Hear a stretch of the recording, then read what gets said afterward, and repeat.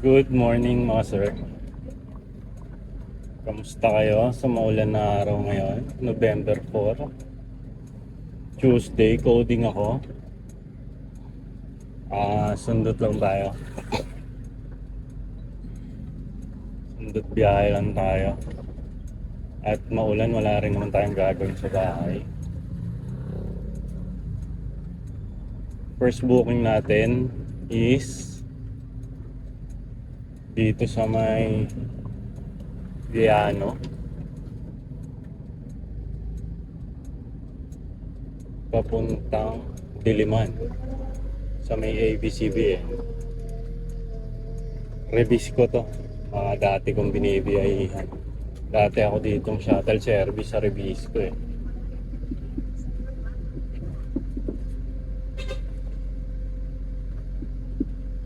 Kamustahin natin mga tropa natin dito.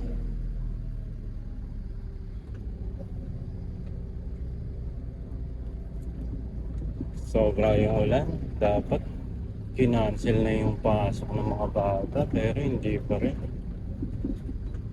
Simula pa to kaninang umaga umuulan eh. Kaya medyo hirap yung mga bata.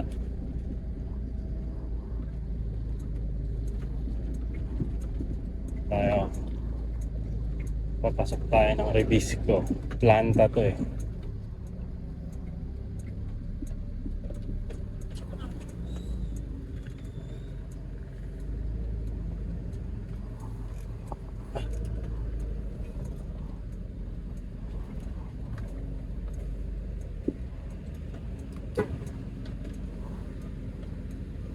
Chef, good morning. Aba, Lalamove kay ma'am.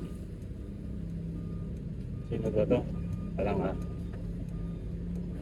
Melinda Gregorio. MR. MR? Ay, oo. Yung ano. Ito. MR. 1 Ay, po. na. Kunin mo? Sa sapatos. Ayun, meron. ID.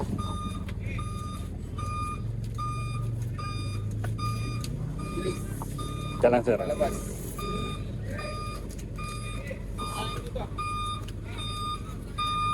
Saan ako, sir? Ito kami, sir.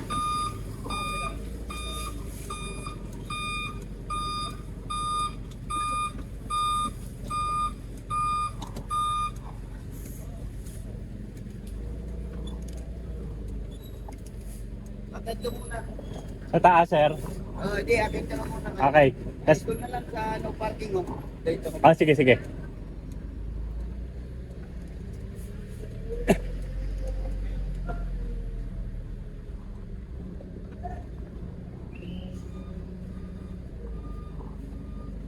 Update ko kayo mga sir pagka pick up na natin ha. Para may pick upan pa ako dito. Ayan mga sir, nandito na tayo sa Mindanao Avenue. Maganda yung naging booking natin mga sir dahil ibababa lang dapat to sa may Diliman. So ang sabi ni sir, diretso ko na daw ng Mandaluyong. Additional booking. So siningil ko siya from Diliman to Mandaluyong.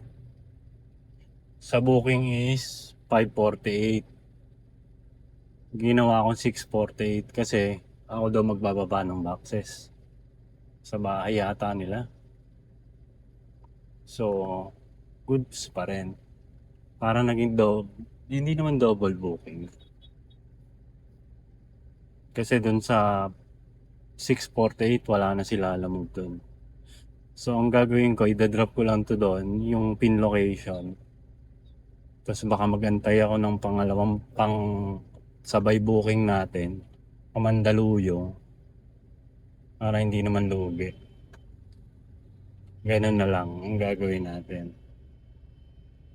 Para kahit paano is kumita pa ulit ng konti. Pain lang natin masend yung GCash. Wait lang daw. Kasi naka-wallet to eh. Yung sa Diliman. So yung additional payment, GCash na lang. Kaya okay. Maganda-ganda ang biyahe natin. Time check 12:20. So hanggang alas 5 lang tayo sa daan. Try natin mga hanggang alas 5 pag naipit, mag-aantay tayo ng 8. Pero ang plano ko, mag-probinsya, mag-north, Bulacan. Pag maganda yung pera. Pero pagka hindi, baka dito lang tayo sa Manila.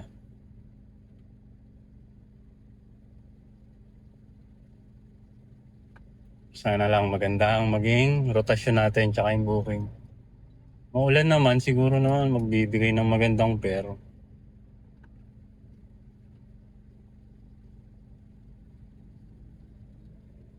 Mga 10 minutes to 20 minutes, nasa drop off na daw tayo.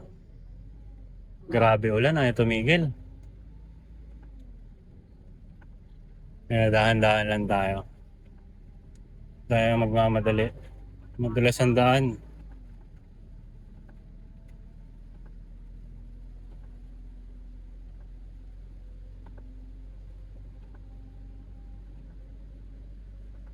Kaya kailangan alalay lang tayo sa takbuhan.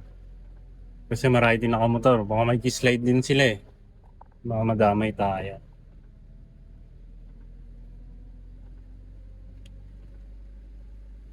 Sana hindi traffic ang EDSA.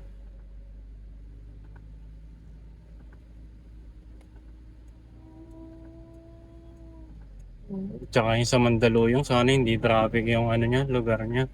Tsaka hindi bahain. Para tuloy-tuloy ang biyahe natin.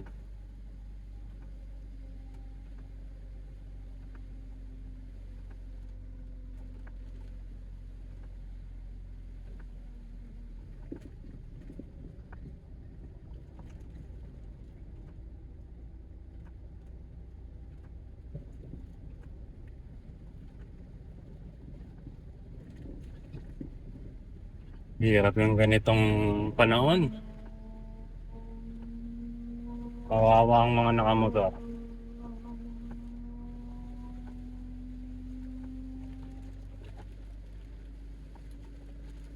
Kaya pasalamat pa rin tayo is naka 4 wheels tayo. Hindi tayo nababasa ng ulan.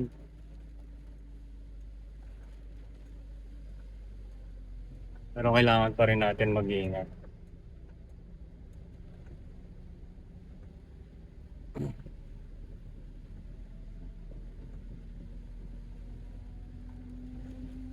Update ko kayo mga sir pagka malapit na tayo sa drop off. Ipipin ko lang to, idadrop ko lang to tapos antay ako ng booking pa Mandaluyong. Basta update ko kayo mga sir. Ingat. Ayan mga sir. EDSA na tayo. Medyo walang traffic. I-drop lang natin sa may Diliman yung booking. Ito na pala traffic. I-drop lang tayo sa Diliman tapos diretso tayo Manda. Time check 12:58 sakto tapos ang break time. Kumain na rin tayo. Doon tayo kukuha ng pangalawang booking natin. Parang pangatlo na rin.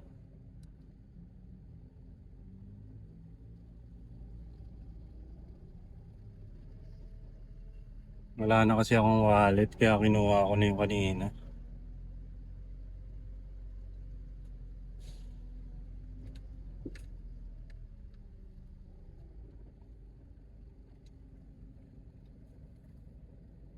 Ayun no, traffic na tayo. Ang ganda ng mga views natin mga sir. Umalo na yata ng 2,000. Almost 2,000 yung dalawang video natin. Salamat sa inyong panonood. Tsaka yung mga nagtatanong, may nag-comment dun eh, kaya bang hulugan? Para sa akin, kaya namang hulugan. Basta't sisipagan lang bumiyahe araw-araw. Ng L3. L3 or van, Para sa akin, much better van eh. Kasi,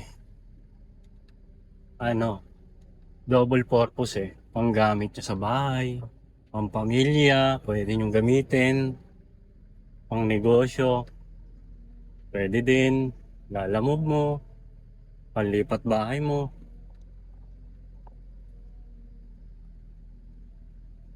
Dalawa purpose niya eh, pag van. Tsaka, nag L3 na kasi ako dati eh. Mas maano siya eh, mas sitahin siya. Kasi mas alam na, ano siya eh, delivery van siya eh. Unlike dito sa mga ganitong van. Tas tinted siya, hindi alam na lalamove ka, hindi alam na cargo ka. Once kasi na nakita nila na FB, delivery ka agad eh. Like for example, sa Eastwood. Sa Eastwood, meron talagang drop open ng mga lalamove. Papaikutin ka niya. Doon ka sa mga delivery route para araanin. Unlike sa van, dumiretso ka lang sa loob. Tapos mag-drop ka sa gilid-gilid ng pwede. Tsaka yung mga ticket-ticket pa. Yan minsan hassle eh. Sabihin doon ka sa delivery bay dumaan. Kasi doon ang delivery namin. Ganon. Unlike sa van, tsaka sa mga sita-sita ng mga MMDA, mga ganyan, iwas siya sita eh. Kasi alam, mostly, pag van, private. Eh, pagka yung L3, naka-private, alam pa rin talaga na may cargo ka, may deliver ka. Ayun lang sa akin, para sa akin lang. Ganun yung ko, kasi last time naka L3 na ako, 2017 eh. Ganun yung sistema ng L3. Tsaka sa ASBO pa. Maano siya sa ASBO, takaw mata siya. Lalo't maglalalamove ka, madalas sa may Pasig, sa may Meralco, maraming ASBO dyan. Sa may Ross Boulevard, meron din. Yung mga ganong klaseng advantage ng van. Yung ba naman hindi ganon din namang kalakihan yung monthly. Para sa akin, huwag magma-monthly ako. Van na lang. Maraming purpose ang van eh. Pwede mong parenta sa probinsya, outing, di ba? Mga ganon. Unlike sa L3, meron naman nagre-renta. Ang problema naman sa L3, yung aircon. Minsan, lalo pag summer, mainit. Hindi siya, minsan, ang pinipili talaga van. Kasi ang L3, hindi naman siya ganun kalamig. Yan pa number 1 doon. Pagka paparenta ka.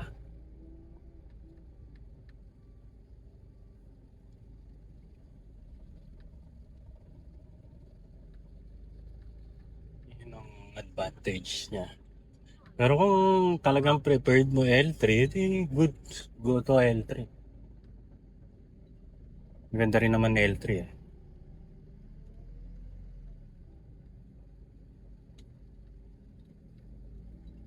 Kaya yung hulugan, basta tiyagain lang bumiyahe. Madami nagsasabi, mababa yung pamasahe. No choice ka naman. Kesa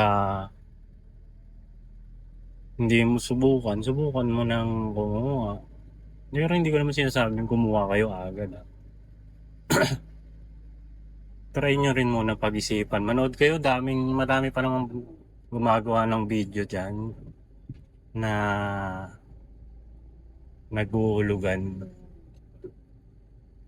Much better kung kaya nyo kumuha ng second hand. Second hand na lang kayo. Basta't may magaling kayong mekaniko na makakuha para tumingin. Second hand. Kasi sa second hand, wala ka nang isipin. Isipin mo na lang dyan yung mga paggawain muna. Like ito, nabili namin second hand. Pinagawa ko lahat ng pangilalim, gulong. So far naman, okay siya ngayon. Wala pa nagiging problema. Huwag naman sana magkaroon. Pero parang 1 year na rin sa amin to.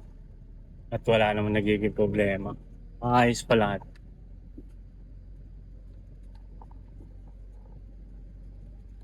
Kaya yun. Second hand, second option. Tapos yun, wala ka nang iisipin.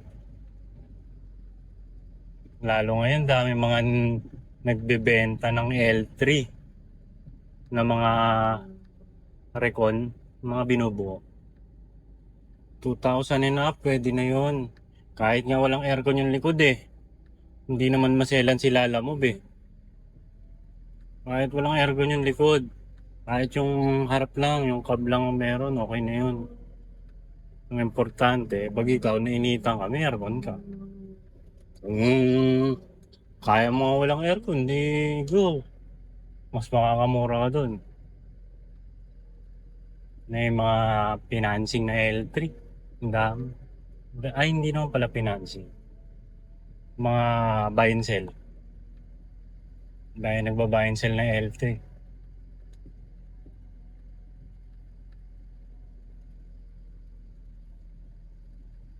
Sa Pampanga, dami nagre-recon sa Pampanga ng L3.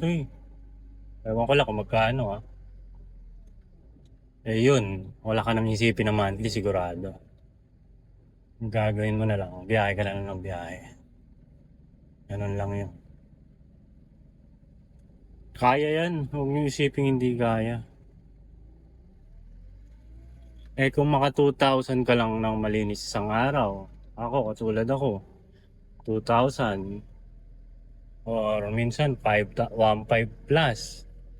Hindi naman ako bumababa ng 1,500. Siguro mga 1,800 yan, 1,900. Mga ganon sa isang araw.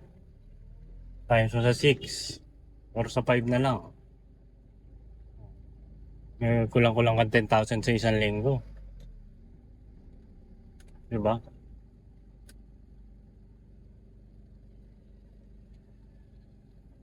Tsagain mo lang. Hindi naman sinasabi na makukuha mo na agad. Pero kaya yan sa monthly. Kaya sa monthly, kaya sa lahat. Kahit sa second hand. Baka isang taon mong pagtrabahuan na halos biyahe ang gawin mo. Mababawi mo yun. Ako nga full time ako rito eh. Full time tayo dito sa Lalamove, 1,000 kg. Ang gagawin mo lang dito, pasensya. Nabaka mo pasensya mo. Once kasi na makipagsagutan ka sa client, sa customer, nako, kinabukasan sigurado. Hindi ka man suspended. Bawas yung ratings mo. Siyempre, makikita doon kung ilang beses ka na makikipag-argue sa client o mawawarningan ka. Pag nasuspindi ka, yun talaga. Suspindi o ban, yan. Hindi mo talaga mababawi. Kaya kailangan dito pasensya. Kabahan mo pasensya mo. Pasensya sa traffic, pasensya sa client. Tsaka number 1 rule, huwag kang kukuha ng pooling kahit anong mangyari. Ako hindi ako kumukuha ng pooling. Pera na lang kung kasabayan. Pero yung isusolo mo yung pooling mo, may stress ka doon. Wala na ma-realize mo na lang pagtas ng booking or nagda-drive ka. So habang nagda-drive ka, umiinit ulo mo, nabibisit ka, kinuha mo pooling, sira araw mo. Kaya yun. Huwag kang magkukuha ng pooling. Kahit sobrang tumal ng booking, huwag. Gantay ka ng regular. Sisira ang araw mo sa pooling, sabi ko lang. Saka nasasanay din yung mga nagpo-pooling na Napanay pooling na lang yung ginagawa nila. Gusto na lang nila sila kumita.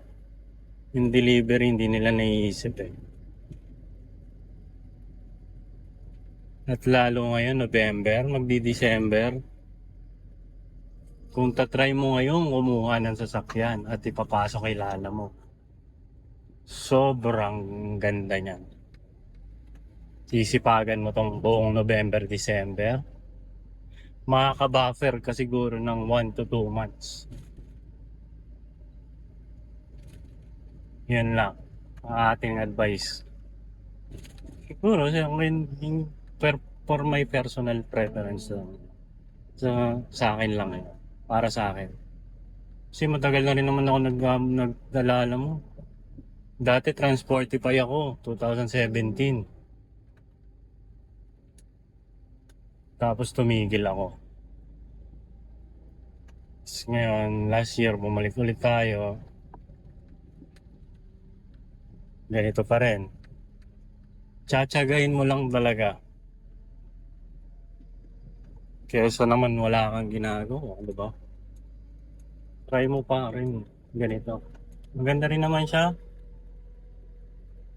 Kung mahilig ka mag-drive, mahilig ka mag-drive, maganda to.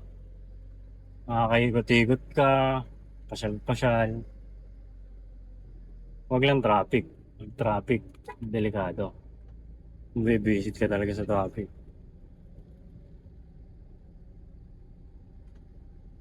So, 14 minutes away tayo. 3.3 kilometers. Update ko kayo mga sir pagka nasa drop off na tayo. Alright, thank you. Ayan mga sir. Okay na. I-drop na natin. Waiting na tayo sa pangatlong booking. Bali nangyari, yan na nga, ayan na. Nag-add siya ng 648. Yun yung binayad sa atin. So ngayon, papunta na tayo sa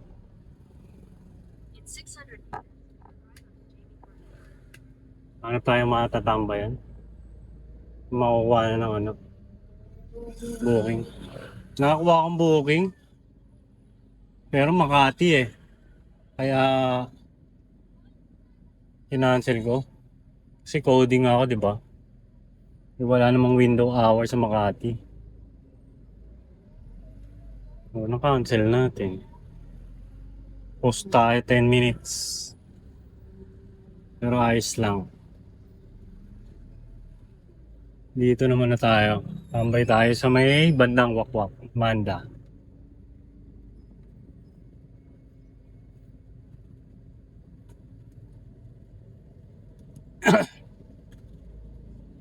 Sana makakuha ng booking pa North. Baka hindi tayo makakambang abuti ng coding.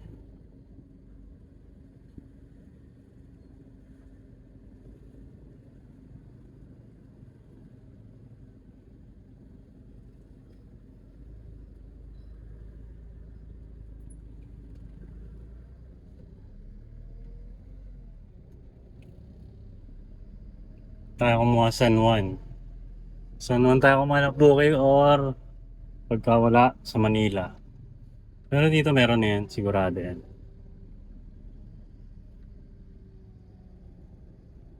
Munting antay-antay lang yan.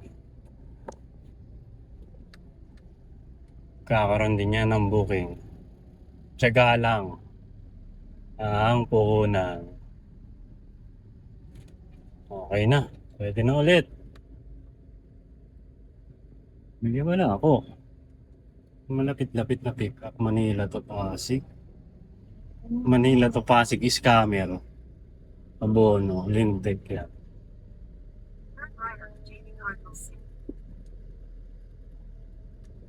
Manda to Gentry, oh. Pwede sana. Cooling nga lang. Pass sa pooling.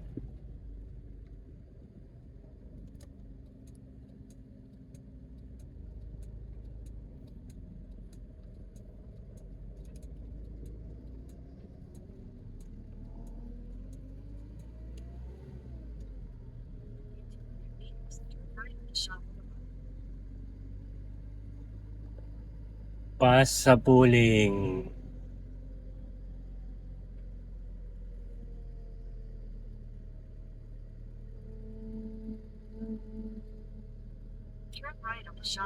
Pwede na tayo magkatay dito eh.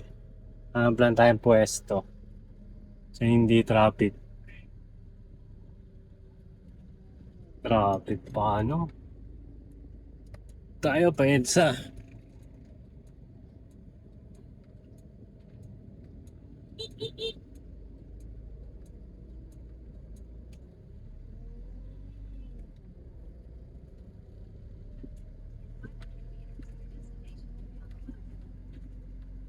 Traffic pa San Juan. So dito tayo kumuha. Papasig tayo kumuha ng boring.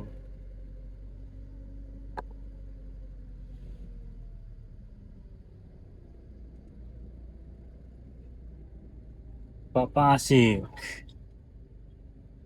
Wait ko kayo mga sir pagka meron na tayong third booking. Ayan mga sir. May booking na tayo. From Mandaluyong to Tandang Balara.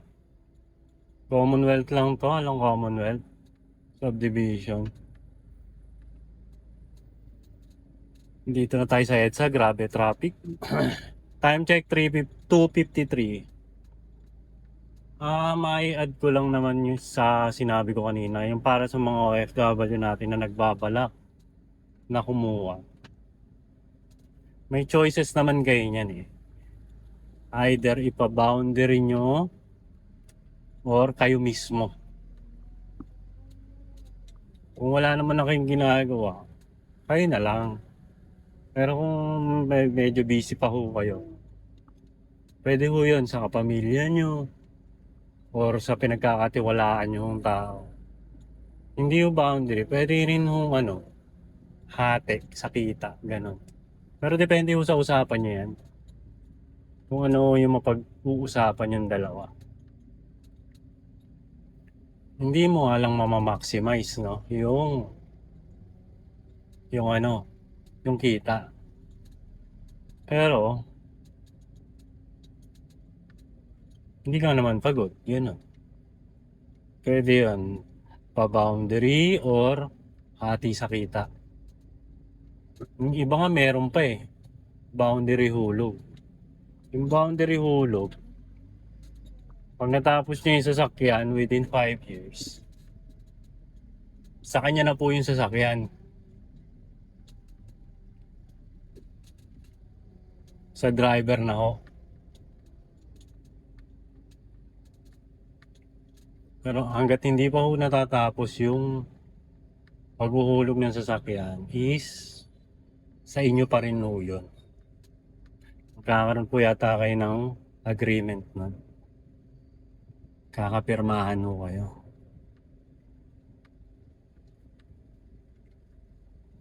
Boundary hulog, boundary, or kayo ho ang magmamaneho. Ganun ho yan. May mga choices pa ho kayo niya. Hindi lang ho hindi lang ho yung choice niya is kayo ang magdadrive. Pwede rin ho nyo ipadrive. Para ho, kung may iba kayong negosyo, matutukan nyo pa ho yung ibang negosyo nyo.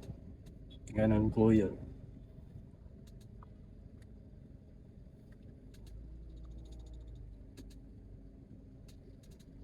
Sipin nyo po, kung masipag ho yung driver na makukuha nyo,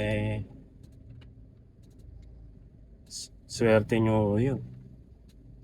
Lalo pag may kapamilya kayo mahilig magmaneho, maglabas ng sasakyan. Pwede rin ho yun, siya ho ang palabasin nyo. At least kapamilya nyo, tiwala pa rin ho kayo.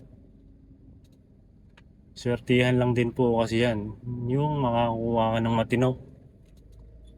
matinong driver. Pero marami naman ng matino dyan. Marami pa rin, oh. Kaya marami kong nag-a-apply na ganyan. So background check nyo lang po.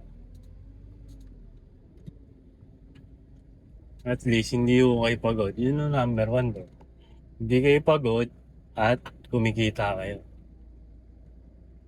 Yan ho ang opinion ko. Traffic po yung EDSA. Sobra.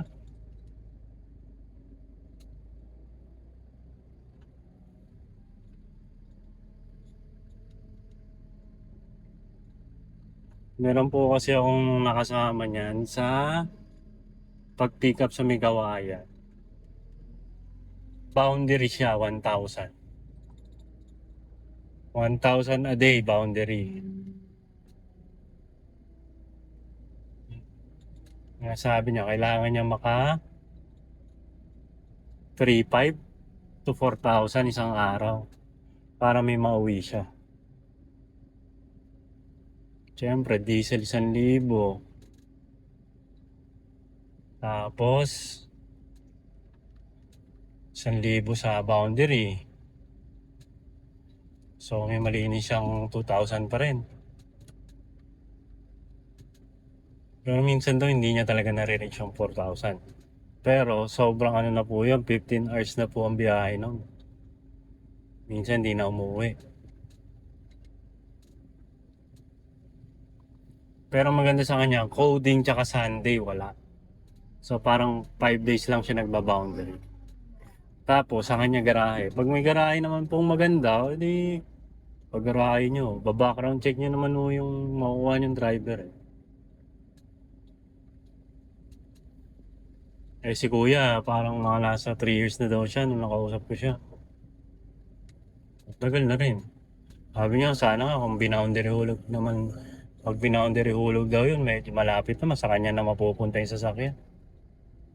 Maganda rin ho kasi yung boundary hulog para parang yung driver nyo magsikap na bumiyahe ng bumiyahe. Kasi alam niya na sa kanya rin mapupunta. Sa huli, yung sasakyan niya. Ginagamit niya, di ba?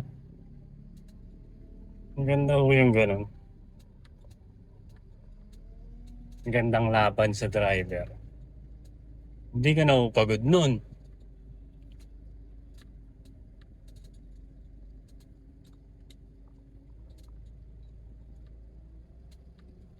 Saka yung ganyan, nagpapaboundary hulog, tsaka nagpapaboundary.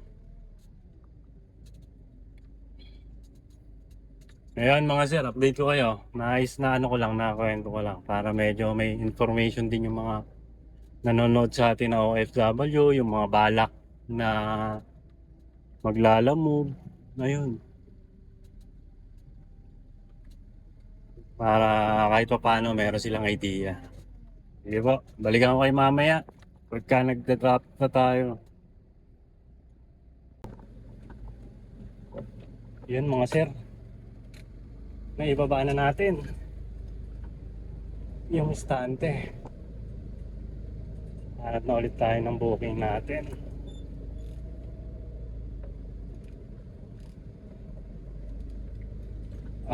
Nag-additional si sir ng 120 kasi yung binigay niya is, ang bill niya lang is 545. So ang binigay niya is 665. So 120 additional. Pwede na. So ang gagawin natin, hanap na tayo pa uwi.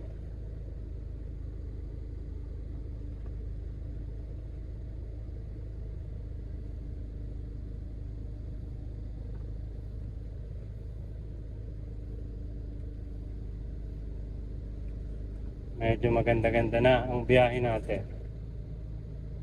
Hanap tayo pa uwi. Or uwi na talaga kasi ano, mag-aalasin ko na. Pero 3:53 pa lang. Kaya pa isa, pa uwi.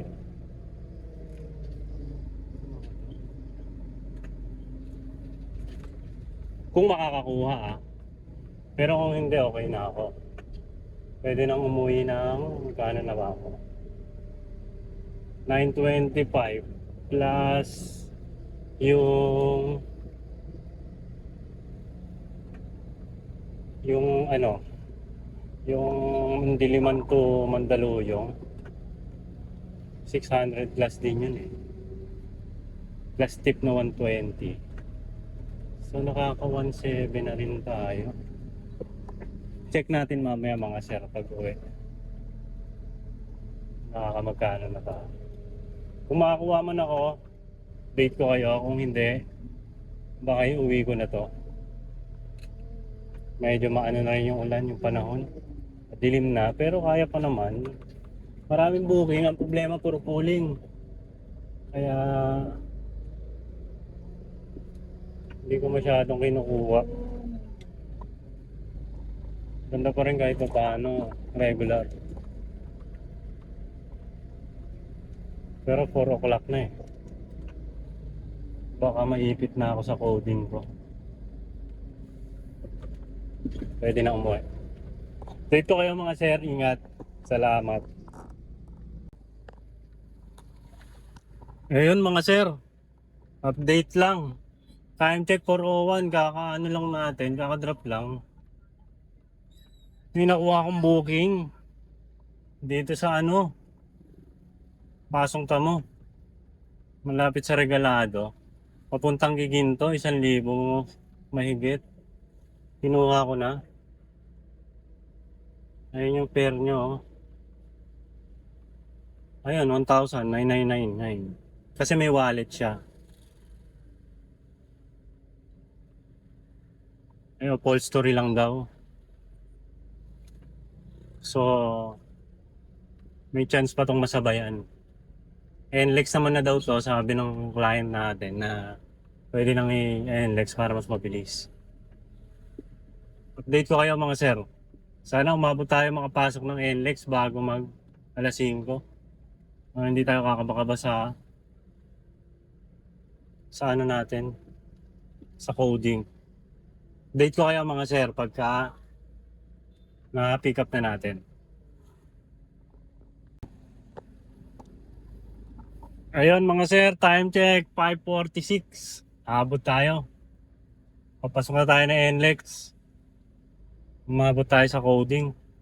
Kaso ang baho nung ano, may rugby.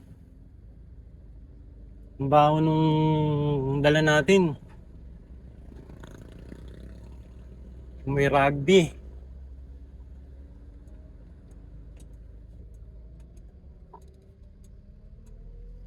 Pero pasok tayo. Maganda-ganda ang coding natin. So mga ayon sa atin ang booking. In 100 meters, turn right onto the ramp to NLEX segment 8.1. Ang galing. Siguro makakagross tayo ng ano. Then merge onto NLEX segment 8.1. Makakagross tayo ng 3K nito.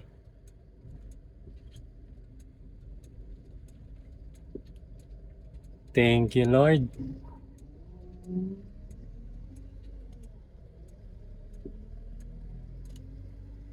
Continue on C5 for 1.5 kilometers. Drop off natin, Giginto, Bulacan.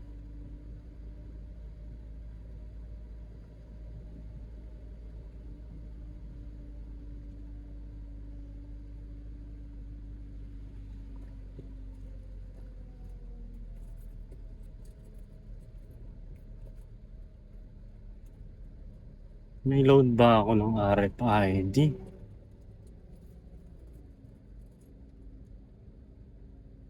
Update ko kayo mga sir ha. Ayan mga sir. At 3 booking tayo. Dito tayo, na-drop na natin. 1,725 plus yung kanina. 650. So 1,375 plus 100 tip. 1,375. 1,470. Ay. 2,475. Naka 2,475 na tayo. Kain lang tayo dito, tapos palipas oras. Sana tayong booking pa uwi. Update ko kayo mga sir pagka nakahanap na tayo ng booking. Tama. Ngayon mga sir, nakakuha pa tayo ng isang booking. SM Marilao, papuntang Marilao lang din. Sa halagang 471.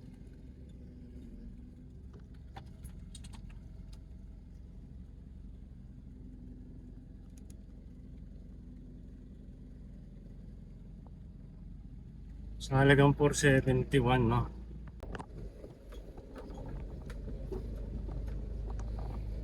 Ayan mga sir, uwi na tayo. Dito. Uwi na tayo mga sir, oh. Ang ganda pa ng last booking natin, gumapang ako pa Marilao. Marilao to, SM Marilao ko sila na pick up. Mag-asawa. Tapos dinirap ko dito sa may Heritage Marilao din. Ang bill lang nila is 471. Nagbigay ng 1,000. Ayos. So parang nakaano rin ako. Magkano ba total ko? Wait total natin lahat. Yung una nating yung booking natin sa Diliman to Mandaluyong is 650 660 650 650 tama ba? 586 tama. Ay, limutan ko na. Parang 580 yung plus 100 or 550. Let's say 550. 550 plus 100 is 650. Plus yung buhat sa may Mandaluyong to Pasong Tamoy sa Commonwealth 100. 750 na. Plus ito 470 lang yung bill, ginawa 1,000. So plus 530.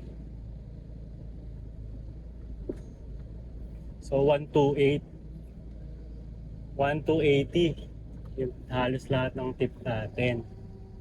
1280 plus kano yung kinita natin ngayong araw? 21 12 plus 21. So naka 3380 tayo. Pagas natin 1,000. So naka 23 pa rin tayo. Time check 9:22. Nag-start tayo yata mag-alas 12 na. Or bago mag-alas 12. So 9 hours. Coding pa yan ha.